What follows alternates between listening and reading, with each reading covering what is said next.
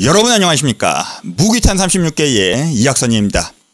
중화 5000년 역사와 고전 속 전략전술의 정수 36개. 이 36개에서 전쟁에서 이기기 위해서 전쟁을 일으킬 때 전쟁의 승리의 분위기를 압도하기 위해서 쓰는 계책인 승전계. 오늘은 이 승전계의 네 번째 계책인 이일대로에 대해서 한번 이야기해 보도록 하겠습니다. 이일대로.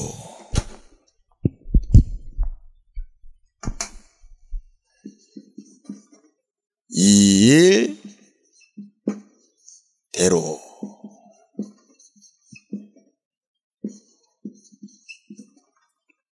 이 이일대로는 그 승전계죠. 그죠?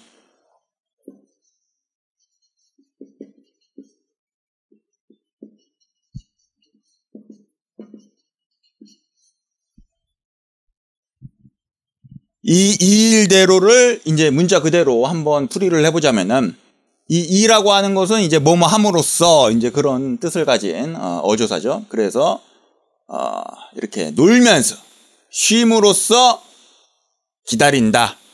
상대가 피로해지기를 기다린다. 그런 뜻입니다. 쉬면서 놀면서 상대가 피로해지기를 기다린다.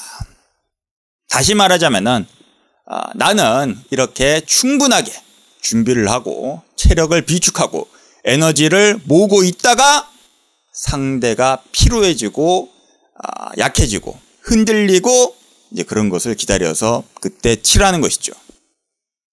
이 이일대로 같은 경우에는 이제 또 중국의 그 역사에서 아주 대표적인 그 사례가 있습니다.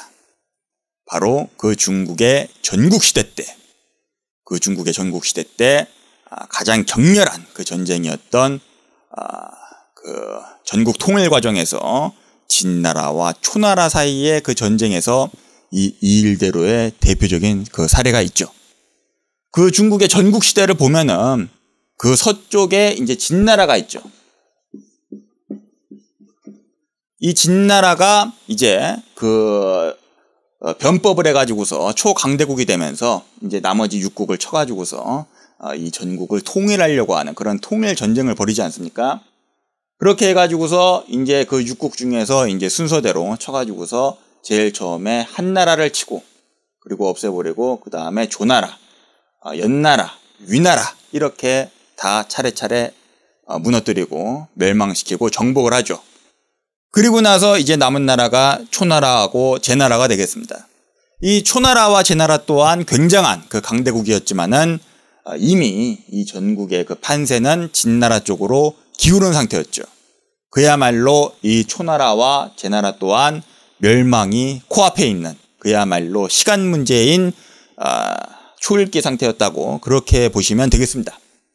하지만 그럼에도 불구하고 어떤 전쟁을 일으켜서 그 나라를 정복하고 그 나라를 통치한다고 하는 것은 그렇게 쉬운 일이 아니죠. 더군다나 그때 당시에는 뭐 교통이 좋은 것도 아니고 보급이 좋은 것도 아니고 이렇게 원정을 가는 게 쉬운 일이 아니었습니다. 그리고 그때 당시에는 그 어떤 하나의 중국, 이 통일이라고 하는 그런 개념이 없던 상태였죠. 통일이라고 하는 개념이 없는 이 그 주나라에 천자가 있고 주변에 제후국이 있는 그런 봉건제도에서 내려온 것이 바로 이 춘추 전국시대 아니겠습니까? 그러다 보니까 이 지역마다 특색이 너무나도 강하고 서로 굉장히 이질적인 그런 저항감이 굉장히 강했던 것이죠.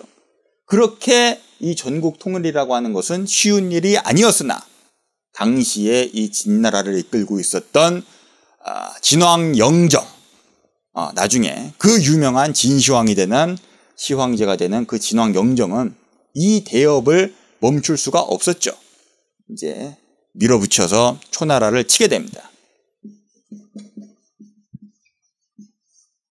이 초나라로 이제 원정대를 보냈는데 이제 처음에는 이신이라고 하는 젊은 그 장군에게 군대를 줘가지고서 원정을 하게 합니다.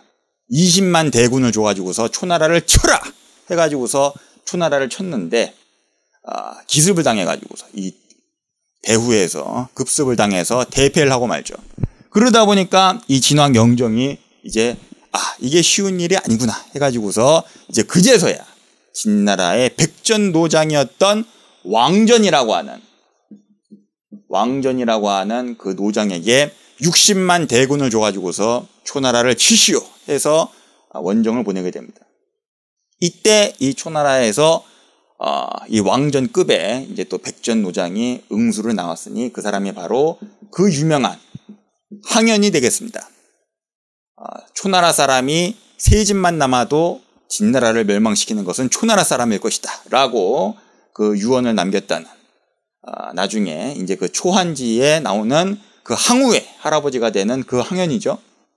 그래서 이 항현도 그야말로 이 초나라 전국에서 장정이란 장정은 팍팍 모두 다 긁어 모아가지고서 이 국군을 건 그 전쟁에 이제 치르기 위해서 40만 대군을 이끌고서 이 왕전하고 서로 대치를 하게 되죠. 그래서 어디에서 서로 대치를 했느냐? 그 중국의 동쪽 지역에 이제 장강 위쪽에 회수라고 하는 또 강이 있습니다. 이 회수의 이제 북쪽에 이제 그 평야라고 하는 그 지역, 삼국지에서는 그 연암이라고 하는 그 지명으로 나오죠. 이제 그쪽 지역에서 서로 대치를 하고 있었습니다. 여기가 어떤 그 굉장한 그 곡창지대였습니다. 그런데 이제 여기에서 너무나도 흥미로운 그런 전개가 벌어지는데, 이 왕전이 저 멀리 서쪽에서부터 군대를 끌고 와서 이 먼 곳까지 와놓고서 막상 전쟁은 하지도 않고 맨날 그냥 놀고 먹기만 하는 겁니다. 그 진지를 탁 쌓아가지고서 병사들하고 맨날 밥 먹고 운동하고 밥 먹고 운동하고 이 돌 던지기 운동하고 밥 먹고 운동하고 밥 먹고 운동하고 완전히 여기다가 헬스장을 차린 거죠. 그렇게 하면서 체력을 비축하고 최상의 컨디션을 만들면서 에너지를 모으고 있었습니다. 그 내막을 보자면은 그때 당시만 하더라도 이 진나라에서는 이미 이 국가의 그 어떤 생산력이 압도적으로 좋았습니다.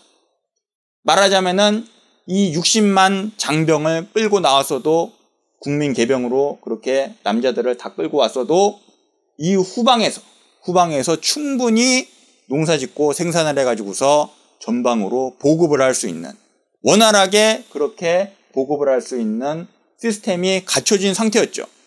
그렇게 하면서 이 왕전은 시간을 질질 끌면서 먼 곳에서 왔기 때문에 바로 싸우지 않고 여기에서 체력을 다시 비축하고 컨디션을 최상의 컨디션으로 유지하면서 그렇게 놀면서 준비를 하고 있는 겁니다. 반면에 이 항현 같은 경우에는, 이 초나라 같은 경우에는 국군을 건 그런 전쟁이었기 때문에 전국에서 장정들을 다 긁어 모아가지고서 40만을 끌고 왔는데 막상 이 후방에서는 이제 농사지을 사람이 없는 거죠. 더군다나 이 초나라에서 굉장히 중요한 곡창지대였던 이 회수유역이 지금 전쟁터가 됐기 때문에 여기에서도 농사를 지을 수가 없는 겁니다. 그래서 봄하고 여름에 씨를 뿌리고 밭을 갈아야 가을에 수확이 있을 거 아닙니까? 그런데 이 왕전이 시간을 질질 끄니까 이건 뭐 싸우지도 못하고 농사 짓지도 못하고 시간만 질질 끌고, 당연히 봄, 여름에 농사를 못 지으니까 가을에 손가락 빨고 굶을 수밖에 없는 것이죠. 그러다 보니까 이 초나라에서 이제 병사들이 동요하기 시작하는 겁니다. 우리가 이제 봄, 여름에 농사도 못 지었는데 가을에 굶어 죽는 거 아니냐? 싸우기도 전에 굶어 죽는 거 아니냐? 그런 식으로다가 내부에서 벌써 사기가 무너지고 있었죠. 더군다나 이 어떤 그 후방의 정권에서의 그 어떤 정치 투쟁에서도 이 왕전이 항현보다도 한 수 위였습니다. 그 유명한 이야기가 있죠.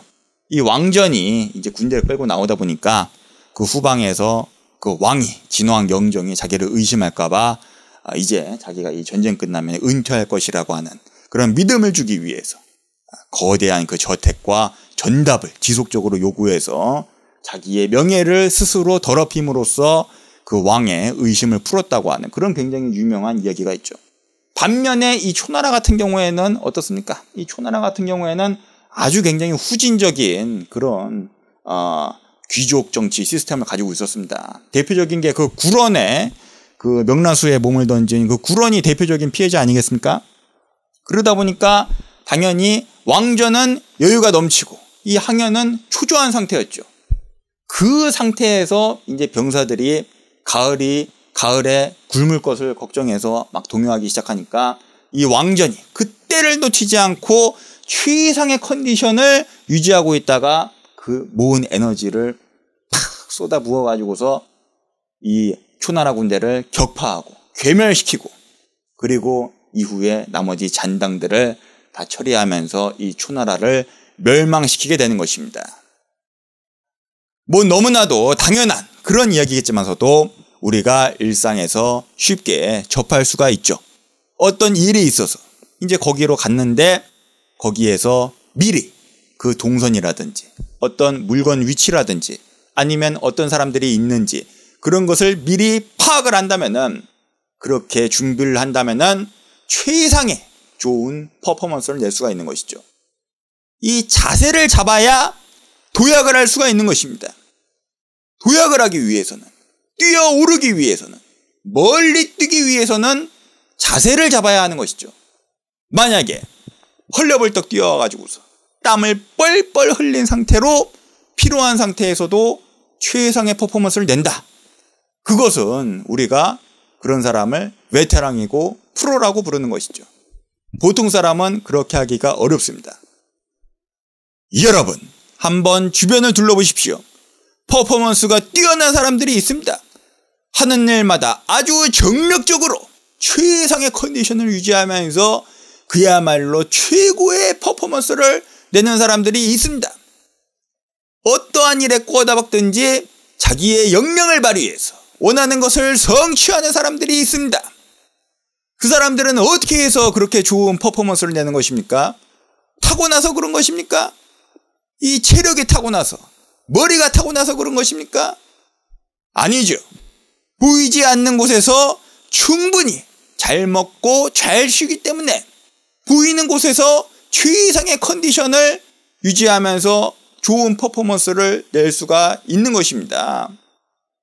평소에 보이지 않는 곳에서 충분히 잘 먹고 잘 쉬고 체력을 비축하면서 지식과 정보를 모으고 에너지를 모으면서 이 정력을 축적해서 필요한 곳에 자기가 원하는 것을 성취하기 위해서 그 전쟁에 임할 때 그 에너지를 쏟아붓는 것이죠. 여러분, 이 세상에는 속전속결로 끝낼 수 없는 일들이 부지기수로 많습니다. 그야말로 지구전으로 임하면서 버티고 버텨야 승리할 수 있는 그런 일들이 많습니다. 이 일대로 쉼으로써 이 놀면서 정력을 허비하라는 것이 아니라 놀면서 정력을 비축하면서 체력을 비축하면서 지식과 정보를 모으면서 에너지를 모으면서 기다리십시오. 상대가 지칠 때, 상대가 약해질 때, 상대의 에너지가 흩어질 때 그때 치면은 손가락으로 밀어도 상대를 쓰러뜨리고 원하는 것을 성취할 수가 있습니다. 전쟁에서 승리하기 위해서, 전쟁의 승리의 분위기를 압도하기 위해서 쓰는 계책인 승전계. 오늘은 놀면서 체력을 비축하면서 준비하면서 약해질 때를 기다려라. 기회를 기다려라. 바로 이 일대로였습니다. 시청해주신 여러분 대단히 감사합니다. 지금까지 무기탄 36개의 이학선이었습니다. 감사합니다.